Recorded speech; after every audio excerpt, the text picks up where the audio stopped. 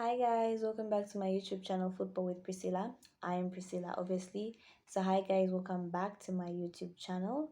Um, so it seems there's some certain teams that want to humiliate me because every time I predict a particular score, it's going in the opposite direction. I don't know what is happening. Okay, Man City has been humiliating me. Like, first of all, how did Tottenham beat Man City in the last minute? Like, what was City doing? Oh my god. Um Man United, I predicted a 3-0 win for Man United and they went ahead and won 4-2, which is a good thing, but I predicted a 3-0.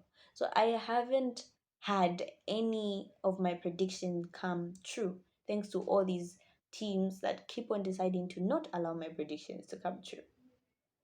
It makes sense. Anyway, so before we get into the video for today, make sure you share, like, and subscribe, and make sure you turn your notifications on to know when next I post a video. With that said, let's go into the video for today. So today we're going to still be talking about the top four race, which for me is actually very interesting. We saw Tottenham beat Man City um, on Saturday, which was a shock of a result. I don't understand for Man City though, because you could tell what Tottenham was trying to do. Tottenham was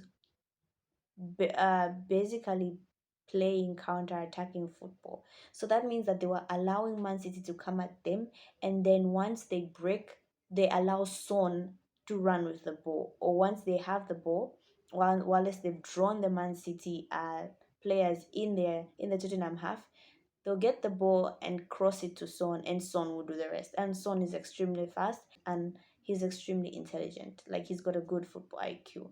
So they kept on doing that for a long time. I thought maybe like Pep would, I don't know, change the system in order to curb the fact that the curb the pace of Son, because Son kept on getting past the City defenders, getting past and that was Tottenham's game plan.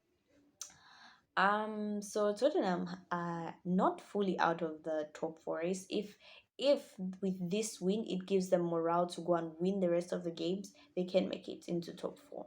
So it's still quite interesting. We saw West Ham drop points, and then there's whom Arsenal scored. Arsenal won, so they're still in the top four race with obviously game in hands. Manchester United won against Leeds. Like, we did not see that coming. Okay, I Manchester United has never failed to beat Leeds. I think Leeds is that team that will give you space to run into. Like, you can't struggle. Like, it seemed like Manchester United that has pace in its front line using what's his guy's name?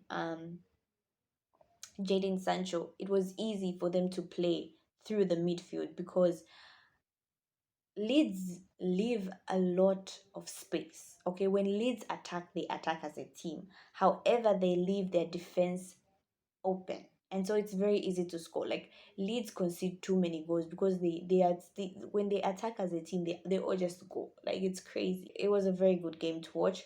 What was funny was the fact that Manchester United managed to concede 2 goals in 2 minutes. I was holding my phone the time because I was watching the game with on my phone, and so I'm just there like chilling. We scored the second goal. I'm like, cool.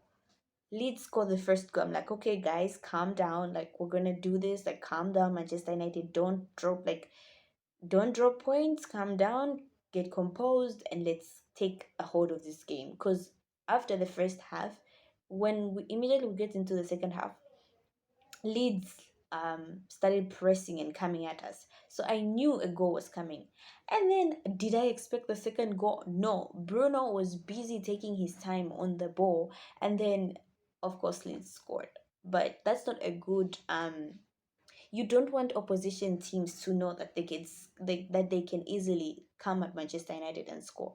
And now it's a thing. I think most teams now know that Manchester United play extremely well in the first half. In the second half, the first 10 to 15 minutes, they're not yet awake. So you, as a team, you can easily get at them and equalize or score more goals. So if Manchester United think that this little thing of them sleeping when they're like 10 minutes or 15 minutes into the second half will work against big teams, it will not. It will most definitely not. Okay, there are teams out there that once they score, they will not allow us or give us chance to score. Now, with that said, I just want to give a big shout out to Jaden Sancho. I remember people were like, "Oh, he's a flop. Oh, we knew it. Like the German league isn't that good of a league. The Bundesliga, he was only shining there. Like, ha, okay, he's now in his element. Okay, Sancho is back, and now like the Sancho we used to see at Dortmund is now the Sancho that's playing at Manchester United. I am enjoying watching Sancho play. It's his skill and his ability to pass the ball. Marcus Rashford, pass the ball. Okay, that's why I like Sancho, is because Sancho's first instinct as a winger is to cross the ball. His second instinct is to score where he can feel like he can score. Rashi, on the other hand, shoots all the time. But anyway, maybe it's because they told him that he's a striker. That's besides the point. So Sancho gets a big shout out. He's been very good in all these previous games. His assists, his vision, he's just been controlling the front line. And I would like to say this. Ronaldo also has been has kind of somewhat adapted his game. Now, I know a lot of people will come at Ronaldo and say he's the problem, but I've noticed he's doing something different. Before, when we were saying he's a problem, his movement wasn't so good, okay? He was just stagnant. Like, if you do not give him a cross, you will not see him in the game. But now, in yesterday's game, if you understand football, for me, I think Ronaldo played well. A lot of people were saying Ronaldo was quiet, Ronaldo's legs are gone. But in as much as Ronaldo's legs are gone, he was linking up play very well. Like he was doing the Firmino role.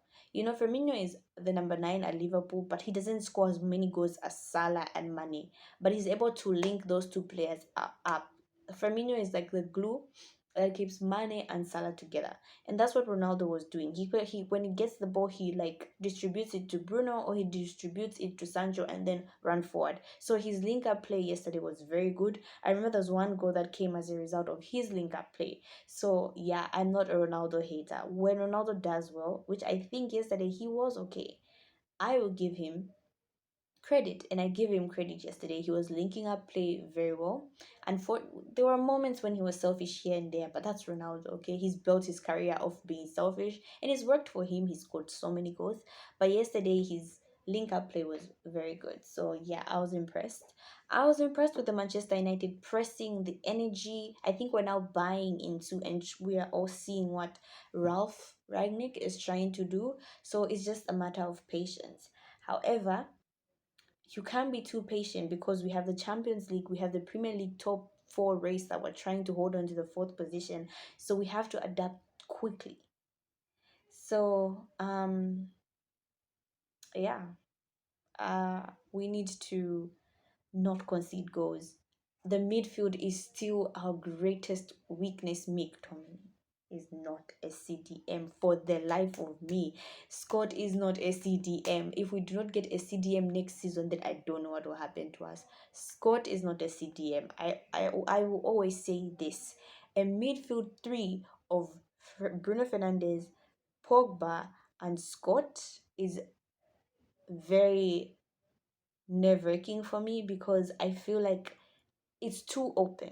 There's no one amongst these three who's defensively minded. Like Bruno, Pogba, and McTominay. None of these is a defensive midfielder. None of them can do it like Matic can do it, but in his prime. Okay, so whenever I see those three on the midfield, I am always nervous. I'm like, oh my god, and we can see Leeds was running through our midfield. Now, imagine if we're playing a Man City, a Chelsea, a Liverpool, the way Liverpool ran. You can't have Scott. He won't be able to read the movements of the midfielders. Like, we will lose the battle on the midfield.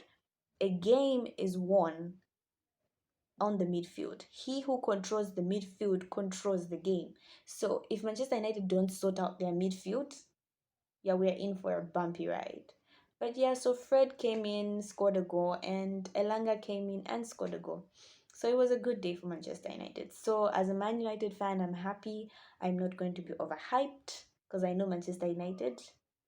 Yeah. So that's all I had for you today. Thank you guys for tuning in.